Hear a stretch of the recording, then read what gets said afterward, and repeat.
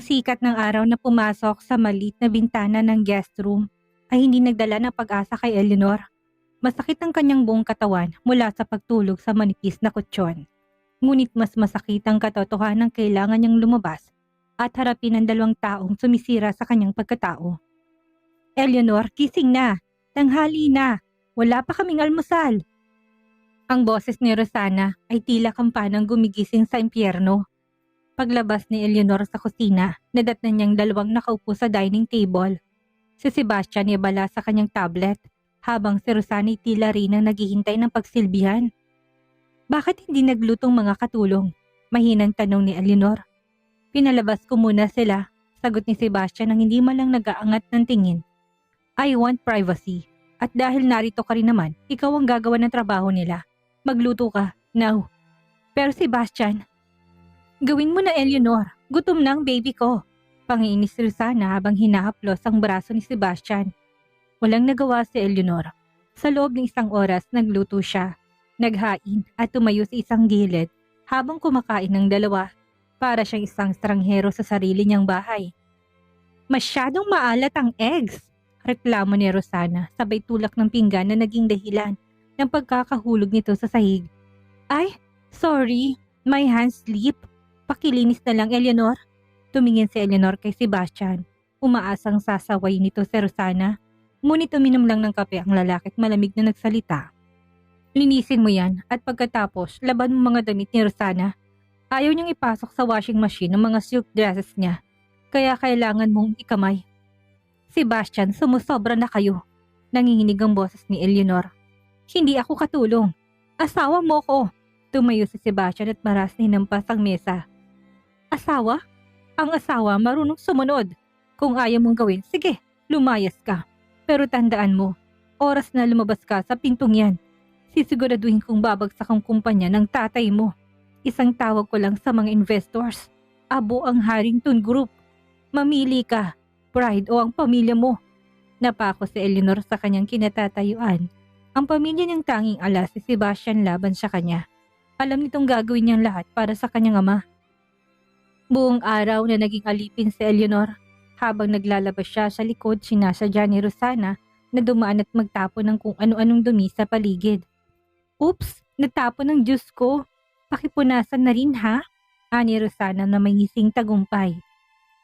Pagdating ng hapon, habang naglilinis si Eleanor sa sala, nakita niyang nilabas ni Rosana ang isang mamahaling florera, ang huling regalo ng yumaong ina ni Eleanor.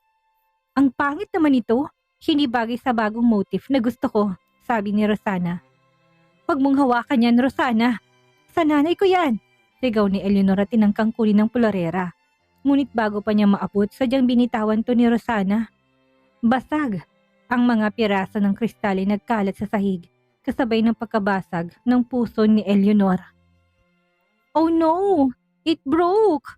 Kunwaring gulat ni Rosana. Doon na nagdilim ang paningin ni Eleanor. Ikaw na babae ka! Akmang dadampa siya kay Rosana na biglang sumulpot si Sebastian at sinalubong siya ng isang malakas na tulak. Napasubsob si Eleanor sa mga basag na kristal. Naramdaman niyang matatalas na piraso ng bumaon sa kanyang mga palad at tuhod. Ang dugo ay unti-unting kumalat sa puting carpet. Stop it, Eleanor! Galit na sigaw ni Sebastian habang inaalalayan si Rosana na tila ba itong biktima. Wala ka na talagang ginawang tama. Look at what you did. Tinakot mo si Rosana. Sebastian, ang florera ng nanay ko. Binasag niya.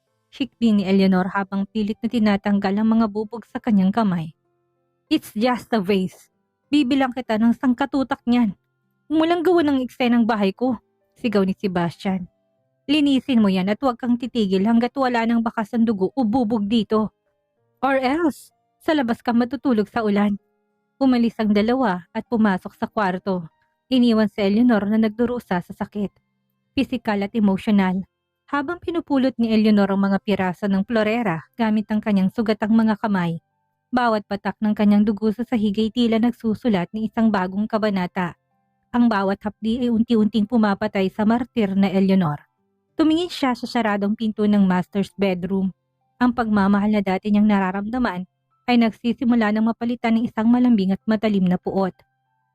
Sige Sebastian, Rosana, ubusin niyo ako.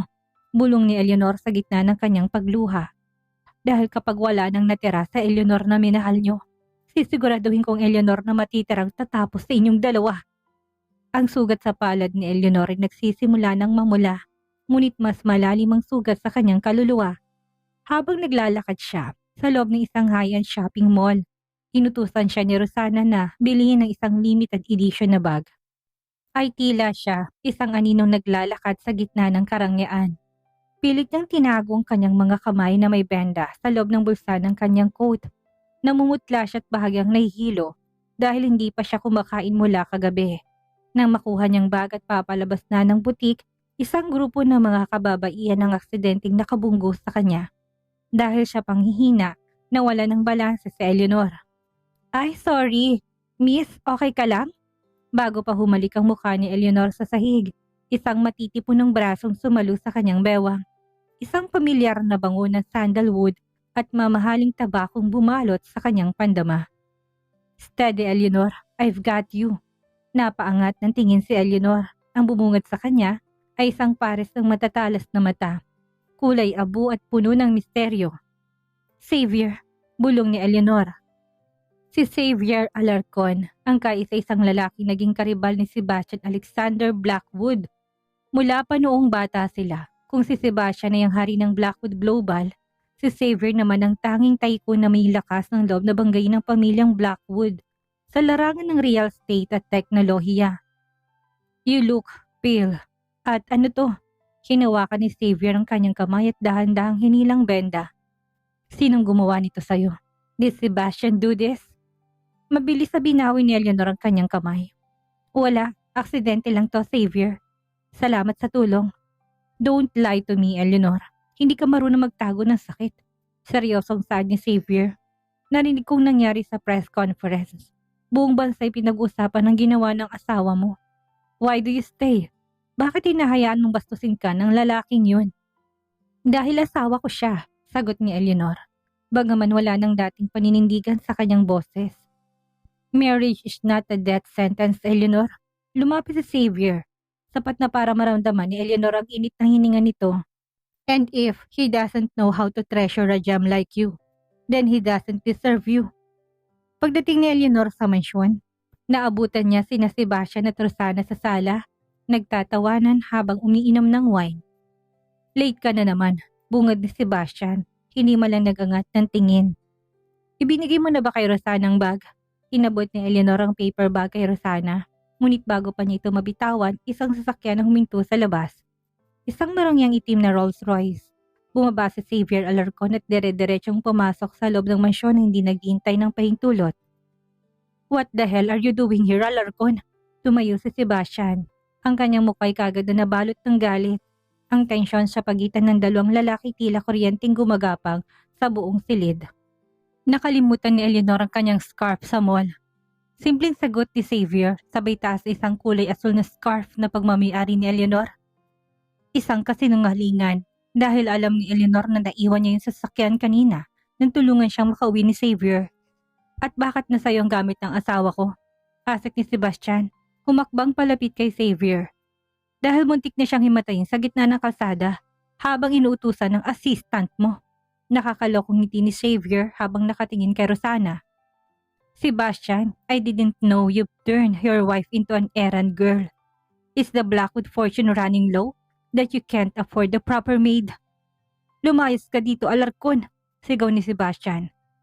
I'm leaving, cool na sagot ni Xavier. Lumingon siya kay Eleanor at tinawakan ng baba nito. Isang mapangahas na kilo sa harap ng kanyang asawa. Take care of yourself, Eleanor. Remember you have my number. Isang tawag mo lang, kukunin kita sa impyernong ito. Nang makalabas si Xavier, ang katahimikang sa sala ay tila isang bombang sasabog. You! Bulyaw ni Sebastian kay Eleanor. Hinawakan niyang braso ng babae at kinaladkad to patungo sa gitna ng sala. Nakikipagkita ka na ba sa kaaway ko ngayon? Kaya ka ba matapang dahil may Alarcon na nagtatanggol sa'yo? Wala kaming ginagawang masama, Sebastian. Tinulungan niya lang ako. Tinulungan? O baka naman ginagamit mong katawan mo para gantihan ako? Isang malakas na sampalang dumapo sa pisngi ni Eleanor mula kay Sebastian. Sebastian, stop it! Iyak ni Eleanor. Huwag mong madungis-dungisan ang pangalan ko, Eleanor. Kung gusto mong lumandi, huwag sa karibal ko. Tumingin si Rosana mula sa gilid, may ngisi sa mga labi. You see, Sebastian, she's not as innocent as she looks. Baka planado nila yan para pabagsakin ka. Hinarap ni Sebastian sa Eleanor na may nalilisik na mga mata. From now on, hindi ka na pwedeng lumabas ng bahay nito nang wala ang permiso ko. At dahil sa ginawa mo, ibabawas kong budget para sa kumpanya ng tatay mo. Huwag! Huwag ang tatay ko, please! Pagmamakaawa ni Eleanor, lumuhod siya sa harap ni Sebastian at niyakap ang mga binti nito. Magagawin ko lahat. Huwag mo lang saktan ang pamilya ko. Then prove it, malamig na sabi ni Sebastian. Mula ngayon, ikaw ang magsisilbi sa amin ni Rosana sa bawat oras. Walang katulong, walang bodyguard. Ikaw lang. At kung makita ko man lang na tinitinan mong direksyon ni Alarcon, hindi mo na makikita ang tatay mo. Habang nakaluhod sa Eleanor, nakita niyang sulyap ni Rosana na tila nanalo sa lottery. Ngunit sa likod ng kanyang mga luha, naalala ni Eleanor ang mga mata ni Xavier. Isang lalaking tumingin sa kanya na may pagpapahalaga, isang bagay na hindi kailanman ginawa ni Sebastian. Ang binhing tinanim ni Xavier ay nagsimula ng tumubo at sa gitna ng kanyang pagluhod, isang tanong ang nabuo sa isip ni Eleanor. Bakit ko ba pinoprotektahan ang lalaking ito kung may ibang tao na handang protektahan ako? Ang gabi sa mansyon ng mga Blackwood ay tila mas lalong dumilim. Matapos ang pagbisita ni Xavier Alarcon, naging parang praning si Sebastian. Ang bawat kilos ni Eleanor ay binabantayan at ang bawat buntong hininga nito ay binibigyan niya ng mali siya. Habang naglilinis sa Eleanor sa library, pumasok si Sebastian na may hawak na baso ng alak. Malalim ang mga mata nito, baka sanggalit na kanina pa dinadaan sa pag-inom. Anong iniisip mo? Biglang tanong ni Sebastian. Ang boses niya ay parang kaskas ng bakal. Wala, Sebastian. Tinatapos ko lang ang pag-aayos ng mga libro mo. Mahinang sagot ni Eleanor nang hindi tumitingin. Liar! Malakas na binaba ni Sebastian ang baso sa lamesa. Dahilan upang tumalsik ang alak sa ilang dokumento. Iniisip mo siya, hindi ba? Iniisip mo kung gaano kalambot ang boses ni Alarcon. O baka naman iniisip mo kung kailan kanya muling ililigtas. Hindi totoo yan. Huwag mo akong gawing gago, Eleanor. Nilapitan siya ni Sebastian at marasa hinilang kanyang braso. Pinaharap siya sa kanya. Nakita ko kung paano ka tumingin sa kanya. I saw that spark in your eyes. 1 taon kitang pinagmalupitan. Pero ngayon lang ako nakakita ng buhay sa mga mata mo. At dahil pa sa ibang lalaki. Bakit ka ba nagagalit? Sawa kasi sumabog na rin si Eleanor. Sabi mo kinamumuhian mo ko. Sabi mo wala akong kwenta. Sabi mo panandalian lang ang papel ko sa buhay mo. Bakit ka apektado kung may ibang tao na nakakakita ng halaga ko? Isang nakakabinging sampal ang sinagot ni Sebastian. Napasandal si Eleanor sa istante ng mga libro. Ang kanyang labi pumutok at nagsimulang dumugo. Dahil asawa kita. Pag-aari kita, sigaw ni Sebastian. Ang kanyang hininga ay amoy alak. Kahit ayaw ko sa'yo, akin ka pa rin. Walang ibang pwedeng humawak sa'yo. Lalo na Alarcon na yon. Pumasok si Rosana sa library. Nakasuot ng manipis na nightgown at tila nag-e-enjoy sa eksenang nasaksihan. Sebastian darling, calm down, malambing na sabi ni Rosana habang hinahaplos ang dibdib ni Sebastian. Hayaan mo na siya, baka naman talagang doon siya masaya sa mga tira-tirang atensyon ni Xavier. Shut up, Rosana, bulyaw ni Sebastian ikinagulat ng kabit. Sa unang pagkakataon nasigawan ni Sebastian si Rosana dahil sa sobrang bugso ng selos. Lumingon muli si Sebastian kay Eleanor. Kinuha niyang cellphone ni Eleanor sa bulsa ng apron nito at marahas itinapon sa pader. Nagkapira-piraso ang gadget. Wala kang tatawagan, wala kang kakausapin. Mula ngayon, dito ka lang sa loob ng kwarto mo sa ibaba. Kung kailangan mo ng pagkain, ang mga katulong magdadala sa'yo. Pinabalik ko na sila. You are grounded, Eleanor. I will not let you humiliate me by running to Alarcon. Sebastian, please. Kailangan ko makausap ang tatay ko.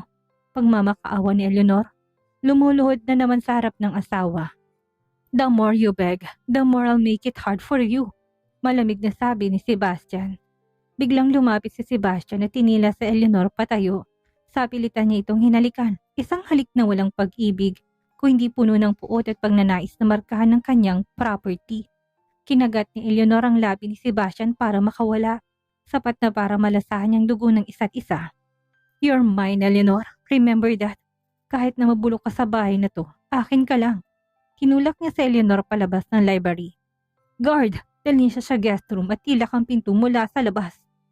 Habang kinakaladkad sa Eleanor ng mga security guard, nakita niya si Rosana na nakatingin sa kanya ng may matinding inggit at galit. Napagtanto ni Eleanor ng selos si Sebastian hindi dahil sa mahal siya nito, kung hindi dahil sa isang malaking ego na ayaw malunod. Sa loob ng madilim na kwarto, habang nakakulong at walang paraan para makahingi ng tulong, doon naramdaman ni Eleanor ang huling pigtas ng kanyang pasensya. Ang bawat hapdi ng kanyang pumutok na labi nagpapaalala sa kanya. Hindi ito pag-ibig, ito ay pagkakabilanggo. At sa gitna ng kadiliman, isang plano nagsimulang mabuo sa kanyang isipan. Hindi na siya maghihintay na iligtas ni Xavier. Gagamitin niya lahat ng sakit nito para maging sandata. Ang guest room na kinalalagyan ni Eleanor ay hindi na lamang isang silid. Ito ay naging isang Bartolina. Walang cellphone, walang internet at walang makausap. Ang tanging naririnig niya ay ang mga yabag sa labas ng pinto at ang mahihinang tawa ni Rosana na tila nanunuya sa kanyang pagkatao. Ikatlong araw na ng kanyang pagkakakulong nang bumukas ang pinto.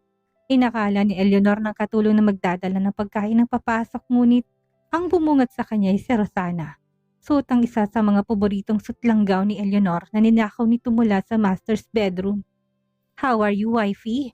Panguuyam na tanong ni Rosana. May dala itong tray ng pagkain ngunit ang amoy nito'y nakakasuka.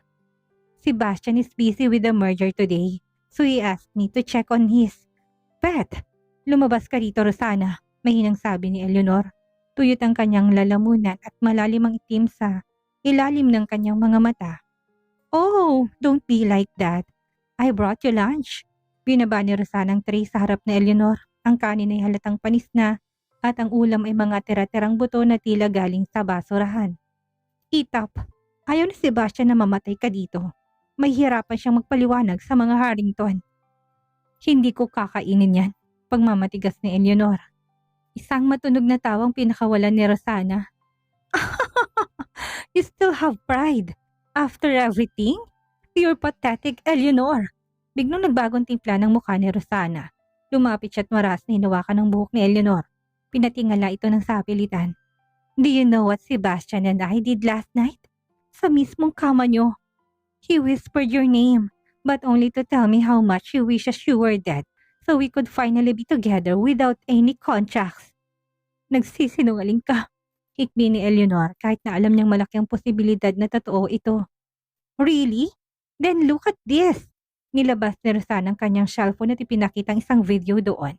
Kitang-kita sa Sebastian na lasing. Tinitignan ang picture ni Eleanor at sinasabing, She's a plague, a virus that ruined my life.